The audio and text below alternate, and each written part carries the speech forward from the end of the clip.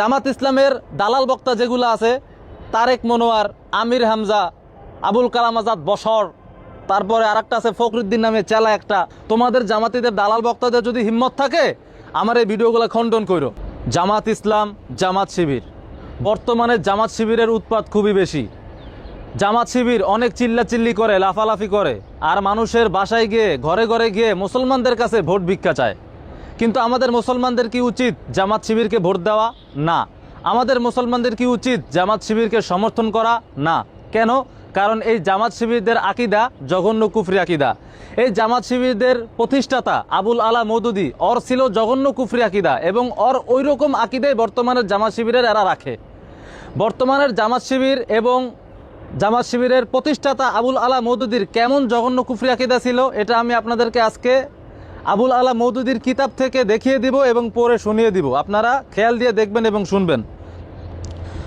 জামাত শিবিরের প্রতিষ্ঠাতা আবুল আলা মওদুদী, তার লেখা কিতাব তাফহিমাত, এই কিতাবের প্রথম খণ্ড 118 পৃষ্ঠায় স্পষ্ট লেখা আছে, सब जगह अल्लाह के रसूल अल्लाह की किताबें लेकर आए हैं और बहुत मुमकिन है कि बुद्ध, कृष्णा, राम, कन्फ्यूशियस, जर्दिस, मानी, सुकरात, फिसागोरास व गैरहुम उन्हीं रसूलों में से हो।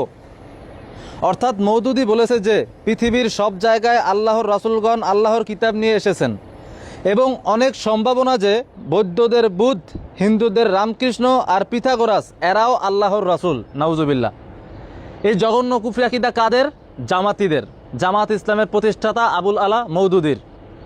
চিন্তা করেন, হিন্দুদের রামকৃষ্ণ, বৌদ্ধদের বুদ্ধ, পিথাগোরাস এরাও আল্লাহর রসুল, এইরকম জঘন্য আকিদা রাখে জামাতিরা।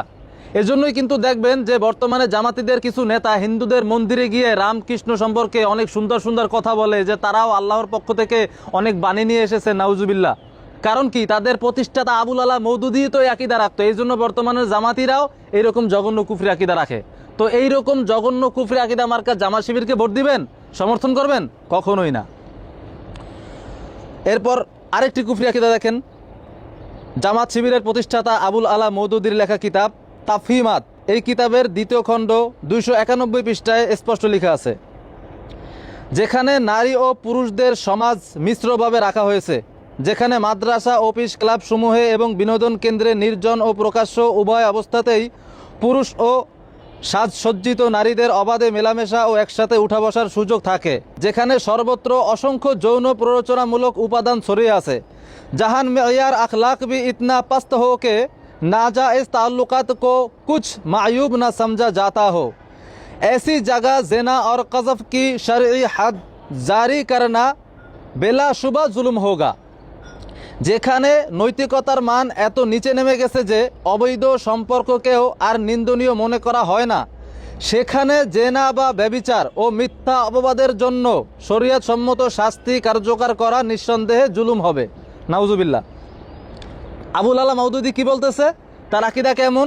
যে যেখানে অবৈধ সম্পর্ককে নিন্দনীয়ভাবে দেখা হয় না, অর্থাৎ খারাপভাবে দেখা হয় না, ওই জায়গায় জেনা বা ব্যভিচারের শাস্তি প্রয়োগ করা বা শাস্তি শরীয়তসম্মত যে শাস্তি দিছে, জেনা বা ব্যভিচার করলে যে শাস্তি দেওয়া হয়েছে, ওই শাস্তি কার্যকর করা নিঃসন্দেহে জুলুম হবে।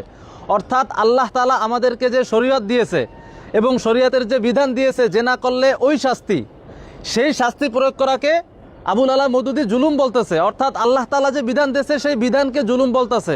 তাহলে নাউজুবিল্লাহ পরোক্ষভাবে আবুল আলা মওদুদী মহান আল্লাহ তাআলাকে জালেম বলতেছে। নাউজুবিল্লাহ। কারণ বিধান তো দিয়েছেন আল্লাহ তাআলা, তো আল্লাহ তাআলা যেই বিধান দিয়েছেন সেই বিধানকে জুলুম বলে এই জামাত ইসলামের প্রতিষ্ঠাতা আবুল আলা মওদুদী স্বয়ং আল্লাহকেই জালেম বানিয়ে দিল। নাউজুবিল্লাহ, নাউজুবিল্লাহ, আলফা আলফা মাররা।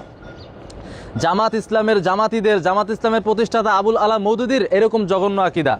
সে বলতে চায় যেখানে অবাধ মেলামেশা হয় এবং এটাকে খারাপভাবে দেখা হয় না, সেখানে শাস্তি প্রয়োগ করা যাবে না, আল্লাহর বিধান কার্যকর করা যাবে না। নাউজুবিল্লাহ। তাহলে আল্লাহ তাআলার বিধান কি এক জায়গায় জুলুম আর এক জায়গায় জায়েজ? এটা বলতে চায় জামাত ইসলামের প্রতিষ্ঠাতা আবুল আলা মওদুদী। নাউজুবিল্লাহ। কত বড় জঘন্য কুফরি আকীদা, এবং আল্লাহ তাআলাকে পরোক্ষভাবে জালেম বলে দিল। নাউজুবিল্লাহ। তো এইরকম জামাত শিবিরকে আপনারা ভোট দিবেন? সমর্থন করবেন? কখনোই না। এরপরে জামাত শিবিরের আরও জঘন্য একটা আকীদা দেখেন,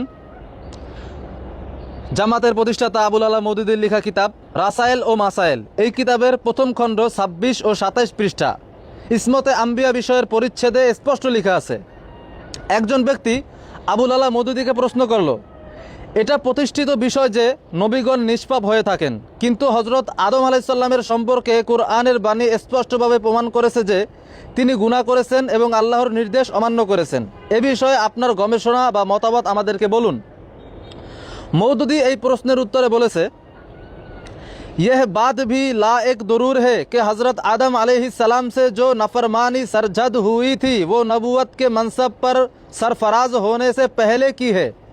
একটি বিষয় উল্লেখ্য যে হজরত আদম আলাইসাল্লাম এর যে নাফরমানি হয়েছিল, নাউজুবিল্লাহ, নাফরমানি শব্দ ইউজ করছে হজরত আদম আলাইসাল্লামের শানে। হজরত আদম আলাইসাল্লাম এর যে নাফরমানি হয়েছিল তা তার নবুয়ত প্রাপ্তির পূর্বেকার ঘটনা। और कब्ल नबूवत किसी नबी को वो इस्मत हासिल नहीं होती जो नबी होने के बाद हुआ करते हैं। নবুয়ত প্রাপ্তির আগে কোনো নবী সেই স্তরের নিষ্পাপ থাকে না যা নবী হওয়ার পরে হয়ে থাকে। অর্থাৎ নবী হওয়ার আগে নবীগণ নিষ্পাপ থাকে না, নাউজুবিল্লাহ। नबी होने से पहले तो हज़रत मूसा से भी एक बहुत बड़ा गुनाह हो गया था कि उन्होंने एक इंसान को कत्ल कर दिया। নবী হওয়ার আগে তো হজরত মুসা আলাইহিস সালামের থেকেও অনেক বড় একটি গুনাহ হয়েছিল, তিনি এক ব্যক্তিকে হত্যা করেছিলেন। मुख्तसर ये बात उसूली तौर पर समझ लीजिए कि नबी के मासूमियत फरिश्ते की इसी मासूमियत नहीं है कि इसे खता और गलती और गुनाह की कुदरत ही हासिल ना हो। সংক্ষেপে মূল বিষয় এটা বুঝে নিন, নবীদের নিষ্পাপ হওয়া ফেরেশতাদের মতো নয় যে তারা কোনো ধরনের ভুল ত্রুটি বা গুনাহ করতেই পারে না, নাউজুবিল্লাহ। অর্থাৎ নবীগণ গুনাহ করতে পারে। তো জামাত ইসলামের প্রতিষ্ঠাতা আবুল আলা মওদুদীর এরকম জঘন্য আকীদা ছিল নবীগণের ব্যাপারে। নবীগণ নিষ্পাপ ছিলেন না, নবীগণ গুনাহ করতে পারেন, নাউজুবিল্লাহ। নবুয়তের আগে নবীগণ গুনাহ করেছেন, এইরকম জঘন্যতম কুফরি আকীদা আবুল আলা মওদুদীর। এবং এইরকম জঘন্য কুফরি আকীদা রাখে বর্তমানের জামাত শিবিররা। তো যে জামাত শিবির এইরকম কুফরি আকীদা রাখে, ওই রকম জামাত শিবিরকে মুসলমান কি সমর্থন করতে পারে?